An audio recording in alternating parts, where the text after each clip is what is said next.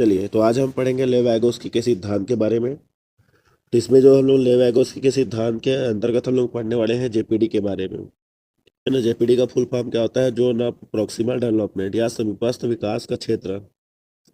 ठीक है, अब हम लोग जानते हैं कि यहाँ पे जेपीडी क्या होता है। देखो, जेपीडी उस दूरी या अंतर को कहते हैं जो एक बच्चा बिना किसी मदद के खुद कर सकता है और जो वह किसी कुशल मार्गदर्शक की सहायता से कर सकता है, शिक्षक या साथी। मतलब जेपीडी क्या है? प्रकार का अंतर है जिसमें जो बच्चा जो है वो स्वयं भी कर सकता है और किसी के हेल्प से भी कर सकता है। इसे 3 स्तरों में समझा जा सकता है। सबसे पहला स्तर है जो बच्चा खुद कर सकता है। यह बच्चे का वर्तमान विकास स्तर है। यहाँ उसे किसी की मदद की जरूरत नहीं होती है, मतलब बिना मदद के ही वो क्या करता है? अपना प्रयास करने लगता है। जेपीडी का क्षेत्र है, यह वह कठिन कार्य है जिससे बच्चा अकेला नहीं कर सकता, लेकिन थोड़ा सहारा मिलने पर आसानी से कर लेता है।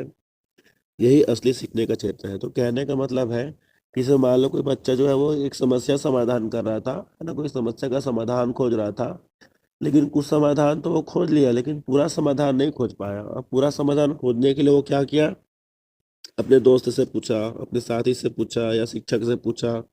ये जो थोड़ा सहारा जो मिल जाता है वही किसके अंतर्गत आता है? जेपीडी के अंतर्गत आता है। जो बच्चा अभी नहीं कर सकता, यह बच्चे की वर्तमान क्षमता से बहुत बाहर है, जिसे मदद के बावजूद भी अभी नहीं सीखा जा सकता है। अब कुछ मुख्य बिंदु हैं सीखने की क्षमता के स्टार। जेपीडी यह बताता है कि बच्चे की बुद्धि केवल वही नहीं है जो वह अकेले कर रहा है, बल्कि वह भी है जो वह दूसरों के सहयोग से सीखने की क्षमता रखता है ना। जो कर रहा है वो है ही, लेकिन इसमें एक और चीज क्या जोड़ा गया है कि दूसरे के सहयोग से भी वो क्या कर सकता है? सीखने की क्षमता रखता है। इसके बाद इसमें सामाजिक अंतःक्रिया होती है। सीखना एक सामाजिक प्रक्रिया है जो कि जान रहे हैं आप लोग। जेपीडी तभी सक्रिय होता है जब बच्चा अपने से अधिक अनुभवी व्यक्ति के साथ बातचीत करता है। मतलब जैसे मैंने आपको कहा कि मान के चलिए आपको कोई समस्या दिया गया था जिसका समाधान खोजना था। थोड़ा सा आप समाधान तो खोज लिए लेकिन पूरा समाधान नहीं खोज पाए। इसके लिए आप क्या करते हैं? आप अपने दोस्त का, शिक्षक का या किसी दूसरे का सहायता लेते हैं।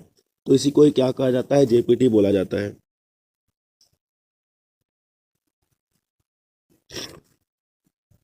है ना। अपने से अधिक अनुभवी है, एमकेओ मोर नॉलेजेबल अदर। इसके बाद देखिए मचान या पाड़, इसके फोल्डिंग की क्या भूमिका होती है? जेपीडी के भीतर दी जाने वाली सहायता को ही इसके फोल्डिंग कहते हैं, है ना। तो यहाँ पर जो सहायता दिया जा रहा है, किसके द्वारा सहायता दिया जा रहा है? शिक्षक द्वारा या बड़े भाई द्वारा, है ना, या किसी रिश्तेदार द्वारा जो सहायता किया जा रहा है, इसी सहायता को ही क्या कहते हैं? इसके फोल्डिंग कहते हैं। शिक्षक बच्चों को संकेत देता है, समस्या को छोटे हिस्सों में बांटता है या उसे प्रोत्साहित करता है। जैसे ही बच्चा सीख जाता है यह सहायता हटा ली जाती है।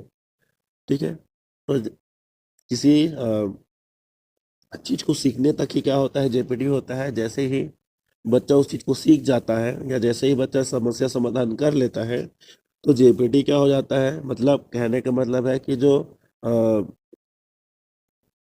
जो साथी जो है या जो शिक्षक है वो अपनी सहायता को क्या कर लेता है? हटा लेता है। इसके बाद संज्ञानात्मक विकास है आपका। वैगोस्की के अनुसार जब बच्चा जेपीडी में रहकर किसी कार्य को करता है तो उसके मस्तिष्क का विकास होता है और वह धीरे धीरे उस कार्य को अकेले करने के लायक बन जाता है। ठीक है। तो पहले वो क्या करता है? वो पहले अकेले करने की कोशिश करता है लेकिन नहीं कर पाता है। अब वो क्या करता है? उस कार्य को करने के लिए सहायता लेता है। अब सहायता लेने के बाद जब वो उस कार्य को क्या कर सकता है? अकेले भी कर सकता है। जैसे यहाँ पे उदाहरण है, मान लीजिए कि एक बच्चा 500 शब्दों का निबंध लिखना चाहता है। अकेला वह केवल 100 शब्द लिख पाता है और अटक जाता है। अब शिक्षक की मदद से शिक्षक उसे निबंध की रूपरेखा समझाता है और कुछ विचार देता है। बच्चा 500 शब्दों का निबंध पूरा कर लेता है। परिणाम, यहाँ जो मदद मिली और बच्चे ने जो अतिरिक्त प्रगति की, वह क्षेत्र जेपीडी कहलाता है। तो समझ में आ गया होगा। आप बच्चे को 500 शब्दों में क्या था? निबंध लिखना था, लेकिन बेचारा 100 शब्द लिख पाया। अब बाकी उसको सूझ नहीं रहा था, शिक्षक क्या कर दिया? उसका सहायता कर दिया। तो इसको क्या बोलते हैं? आपका जेपीडी बोलते हैं। व्यक्तिगत शिक्षण है या शिक्षकों को यह समझने में मदद करता है कि बच्चे को कब और कितनी मदद देनी है। चुनौतीपूर्ण कार्य, छात्रों को ऐसे कार्य दिए जाने चाहिए जो उनके जेपीडी के भीतर हो, ना बहुत आसान ना बहुत कठिन। सहयोगी अधिगम, कक्षा में बच्चे एक दूसरे की मदद करके अपने अपने जेपीडी को पार कर सकते हैं। निष्कर्ष है, देखिए जीपीडी हमें यह सिखाता है कि एक बच्चा आज जो सहयोग के साथ कर सकता है वह कल उसे अकेले करने में सक्षम होगा। यह बच्चे की छिपी हुई क्षमता को पहचानने का एक तरीका है। ठीक है, प्रारंभ में क्या किया, वो थोड़ा सा लिख पाया, लेकिन जब उसकी सहायता की गई तो वो पूरा लिख पाया। उसके बाद जब उसको दोबारा निबंध लिखने के लिए बोला जाएगा तो वो पूरा का पूरा निबंध क्या कर लेगा, लिख लेगा। तो यहाँ पे जो मिलने वाला जो अतिरिक्त सहायता है, वो अतिरिक्त सहायता को ही क्या बोला जाता है, जेपीडी बोला जाता है। ठीक है, अब अतिरिक्त सहायता में कौन सा हो सकता है, शिक्षक हो सकता है ना, साथी हो सकता है, घर के बड़े बुजुर्ग हो सकते हैं। ठीक है, तो आज के लिए इतना ही, मिलते हैं अगली वीडियो में, तब तक के लिए बाय बाय।